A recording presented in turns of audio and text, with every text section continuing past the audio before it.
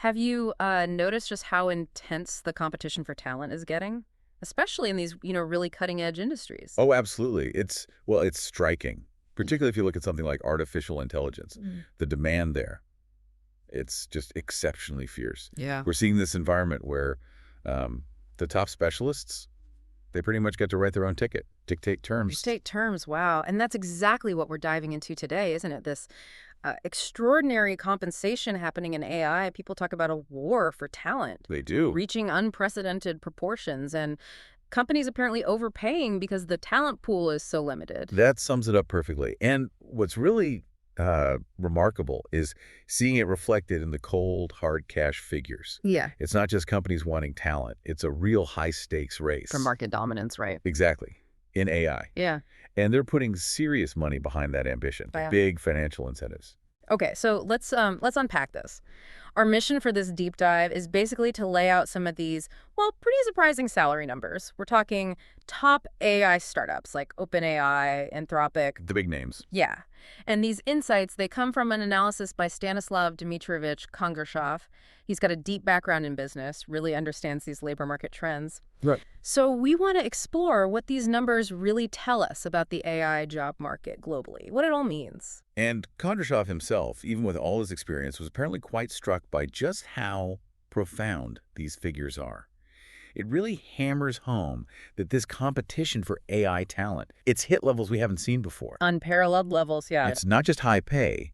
It signals that these AI engineers, the really skilled ones, they are dictating terms. Yeah. Because companies are just racing to dominate this space, offering huge packages, money, perks, equity. To a very select group. A very select group, yeah. Okay, so here's where it gets really interesting. According to the analysis, citing federal documents, technical staff at OpenAI, they can pull in up to 53 million rubles a year. Which translates to? About 575,000 US dollars, roughly. $575,000. Wow.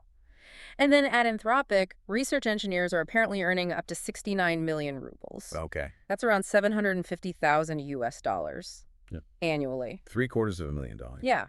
And even programmers at, regular unicorns, those billion-dollar startups. Still highly valued companies. Right. They're regularly getting 25 million rubles, so about 270,000 USD. I mean, those are substantial numbers, however you slice it. Definitely substantial. And if we connect this back, how do we know these numbers are real? Well, the insights, they come from mandatory government disclosures. Okay. Companies have to file these with the U.S. Department of Labor when hiring foreign workers, under the H-1B visa program. Right, the H-1B, that brings in a lot of skilled workers. It does. About $85,000 a year via a lottery system. So these aren't just rumors or guesses. They're publicly filed documents, verifiable figures. But here's the kicker, and this really changes the perspective, doesn't it? What's that? These numbers, they reflect only the annual base salaries. Ah, yes. Crucial point. The source is explicit.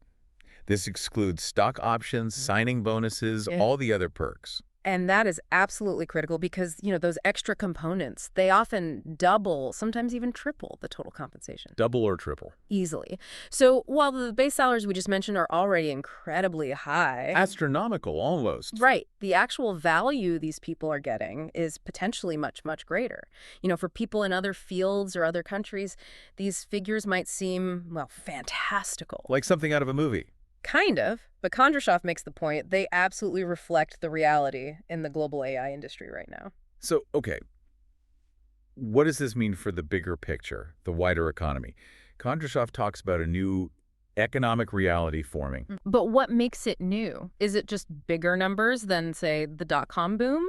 Or is something more fundamental shifting, like a whole revaluation of what human skills are worth, maybe recognizing AI isn't just another tech trend? I think that's precisely it.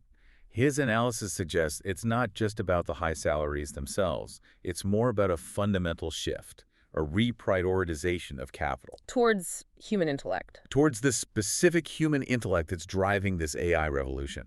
Yes. Yeah. Companies are essentially making massive bets. They figure if they secure a handful of these top AI minds now, that dictates their market position for years, maybe decades. Exactly. It's this unprecedented investment in human capital because AI is seen as so foundational. It impacts everything. A winner-take-all kind of situation. Very much so, where getting in early and dominating is critical. And crucially, The pool of people with these truly cutting-edge skills, It's tiny. it's incredibly small. Yeah. And you can't just magically create more overnight. It takes time to develop that expertise. That makes sense. That point about the long-term stakes is powerful.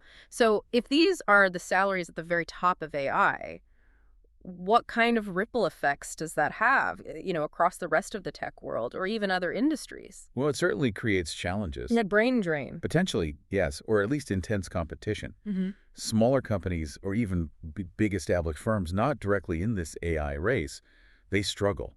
They find it hard to compete for that top technical talent, which, could lead to wider gaps in innovation between companies. Right. The rich get richer, technologically speaking. Sort of. And it puts enormous pressure on universities and education systems globally. To produce more AI talent. Exactly. But that's a complex, long-term process. It's not a quick fix. Kondrashov really emphasizes this isn't just about individuals getting rich. It's about how intellectual capital is being allocated globally. The strategic allocation of brain power. Precisely. So, just to recap quickly, we've looked at these, frankly, astonishing compensation figures at top AI firms like OpenAI and Anthropic. Hundreds of thousands, potentially millions in US dollars annually. Right. And the key thing, the really crucial detail for you to take away, is that these base salaries are just the start. Total compensation, when you add bonuses and stock options, often doubles or even triples. Which just vividly shows how AI knowledge is becoming, well, perhaps one of the most valuable assets in the entire labor market. Strategically critical, highly valued. Yes. It really is something to think about. So for you listening, maybe here's something to mull over. What are the long-term implications of this new economic reality, this reality where AI skills command such incredible value?